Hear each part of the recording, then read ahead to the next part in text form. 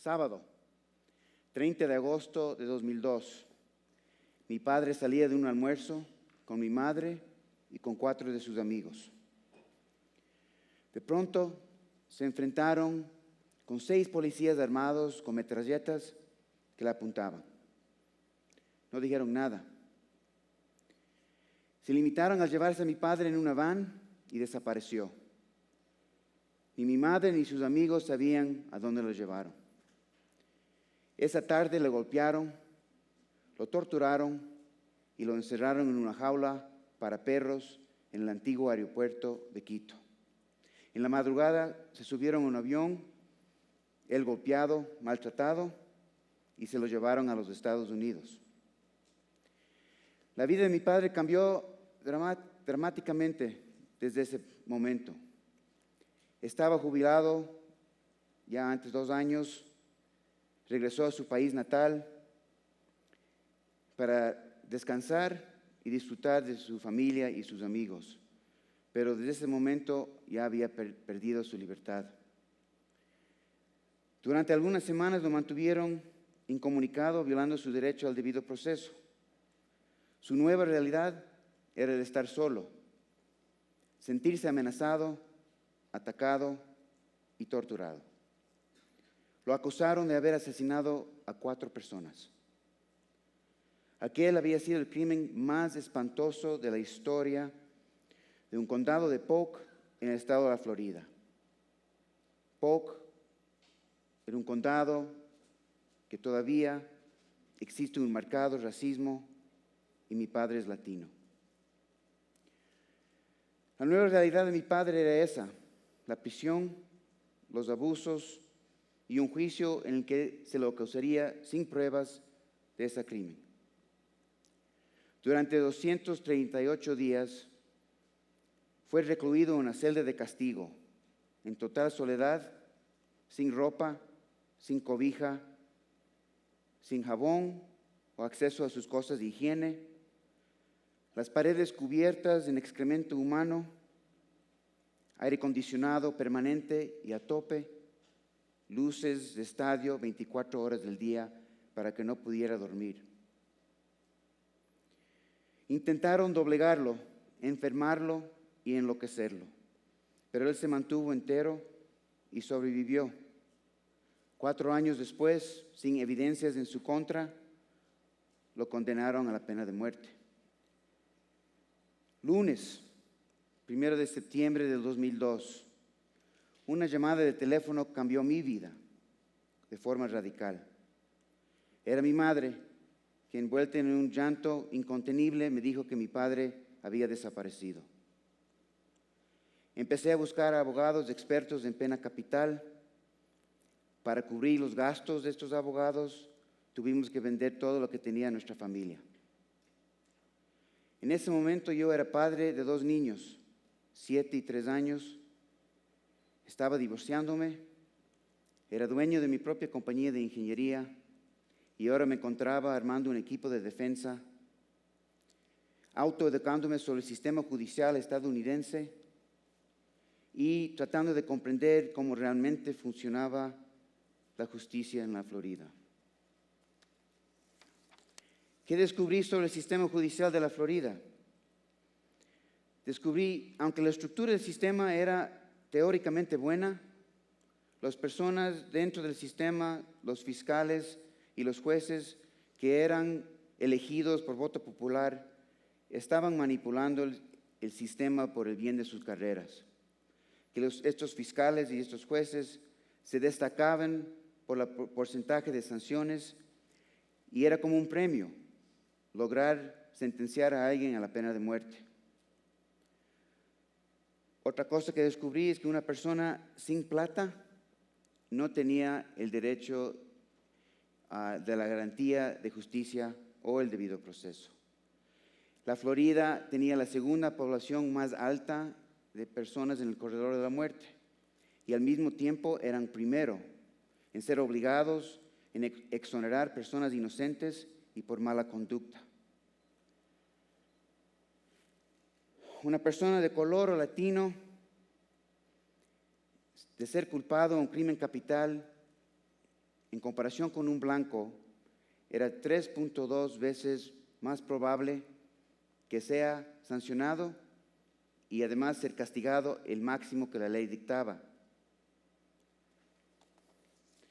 Quiero darles unos ejemplos.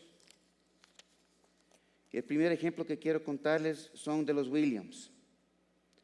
Con solo 2 días de juicio, este tío y este sobrino, en el año 1976, fueron dados la pena de muerte. Fueron exonerados en el año 2019. Encontraron, después de 43 años, que el fiscal de ese entonces había manipulado las evidencias. El próximo caso es de Leo Schofield, sentenciado a la pena de muerte por haber asesinado a su esposa. Leo salió después de 25 años de estar en el corredor de la muerte. Al fiscal le encontraron que él había escondido la huella digital del verdadero asesino. Este asesino era de serie, acusado por el mismo fiscal, ese mismo mes del año 1987, y era por 6 homicidios en la misma región.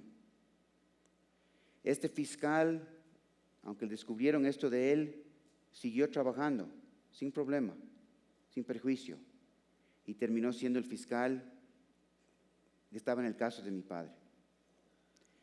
El próximo caso que quiero contarles es de Clemente Javier Aguirre, sentenciado a muerte en 2006 por asesinar a sus vecinos, acusado por la nieta de una de las víctimas, pero que también era la verdadera asesina.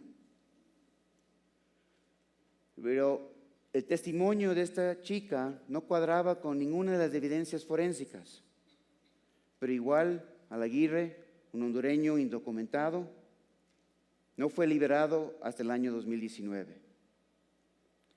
Les doy un caso más, y este es de Pablo Ibar. En el año 94, a los 22 años, un español fue sentenciado a la pena de muerte sin evidencias, menos un video bien borroso que podía haber sido cualquiera. España lo defiende vigorosamente hasta el día de hoy. Ahora, hay muchos más, pero les dejo con una estadística que acaba de salir. Actualmente en los Estados Unidos hay un promedio de más de 3 exoneraciones por semana. Otros descubrimientos que quiero compartir es que el condado de Polk tenía más violaciones de los derechos humanos, tiene más quejas de mala conducta fiscal y tiene más muertos que están encarcelados en todos los Estados Unidos. Al día de hoy, el Ku Klux Klan sigue mensualmente y abiertamente reuniéndose. La Corte Suprema de los Estados Unidos ha dictaminado en varias ocasiones de que la Florida ha actuado inconstitucionalmente en cuanto a la pena de muerte. La última vez fue en 2016. Y otra cosa muy preocupante es que la Florida tiene una ley que prohíbe sancionar a fiscales y a jueces por mala conducta. Este era lo que yo me enfrentaba. Esto era lo que yo tenía que entender y pelear. Tuve que enfrentar a este monstruo enorme que no tenía límite de recursos y tiene todo el poder. Ante esta situación, ante este monstruo que se me venía encima, me pregunté, ¿por dónde debía empezar? ¿Por qué debía hacer? Decidí entonces que tenía que empezar con mí mismo. Tenía que aceptar lo sucedido. Entender de lo que había pasado no me definía a mí como persona, sino más bien yo me iba a definir por las acciones que yo iba a tomar. Pensé, yo no soy hijo de un prisionero en el corredor de la muerte. Más bien soy alguien que estoy tratando de sacar a la luz la verdad para que libere a mi padre. La clave en estos instantes era tomar acción, así que reestructuré mi vida incorporando esta nueva realidad en que había caído. Lo primero que tuve que hacer es crear un sistema de prioridades. Lo primero eran mis hijos. Después tenía que ser mi compañía. Tercero, tenía que reconocer que era de mi padre. Y después el resto del mundo. A veces solo tenemos poco tiempo al día para lograr una cosa. Y a veces este sistema que yo tenía me ayudaba, en tanto como un ejemplo, que todo lo que es relacionado con mis hijos tiene prioridad sobre las metas de mi compañía. Esta escala de prioridades resultó entonces esencial para lograr algo en vez de quedarme lamentándome o estancado por la frustración y el dolor que nos embargaba.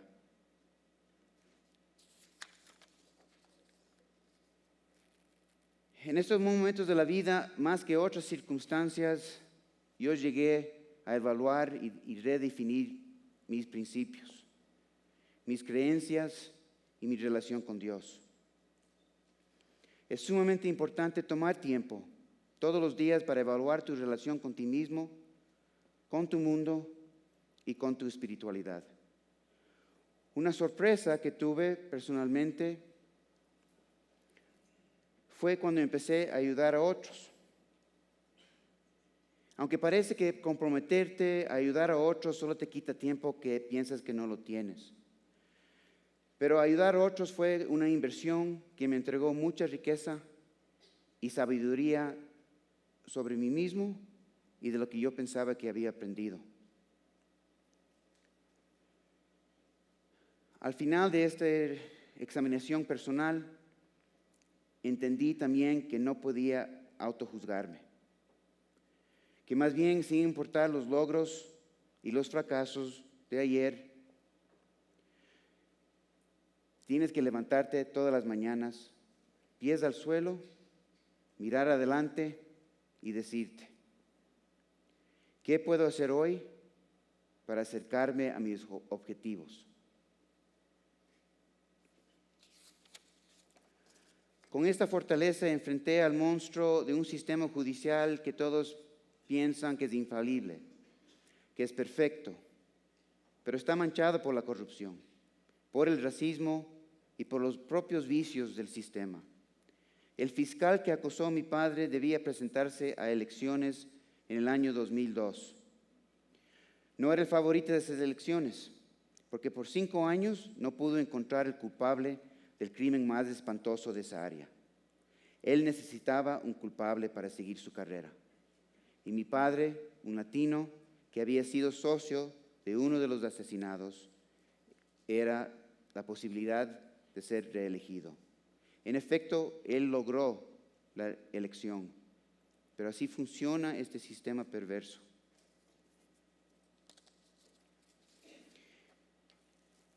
Ese 31 de agosto del año 2002, la vida de mi familia cambió por completo. Hoy han pasado casi 17 años desde que secuestraron a mi padre y lo encerraron en una celda 2 metros por 3.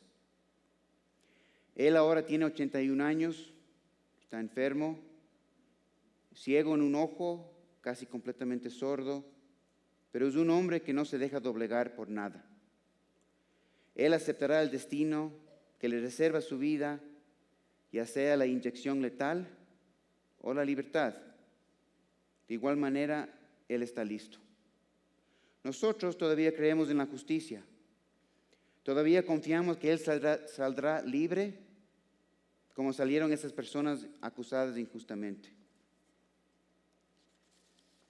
Florida necesita desesperadamente una reforma de la justicia penal y la pena de muerte debe ser abolida, ya que la Florida no defiende a sus ciudadanos de la manipulación de estos casos capitales. Piénsalo. Si un fiscal manipula el juicio para obtener una pena de muerte y le matan a un inocente, el fiscal está cometiendo asesinato premeditado y agravado de primer grado. Y la Florida es su cómplice al proporcionar dinero y poder ilimitados. Y además recuerdan que hay esa ley que tienen, que al fiscal no hay cómo sancionarle por sus actos. Yo sigo peleando e intentando que ese sistema judicial cambie y que desaparezca la pena de muerte. Y sobre todo, que nunca más haya la corrupción que permite sancionar a gente inocente. Créalo o no, la próxima víctima puede ser tú. Gracias.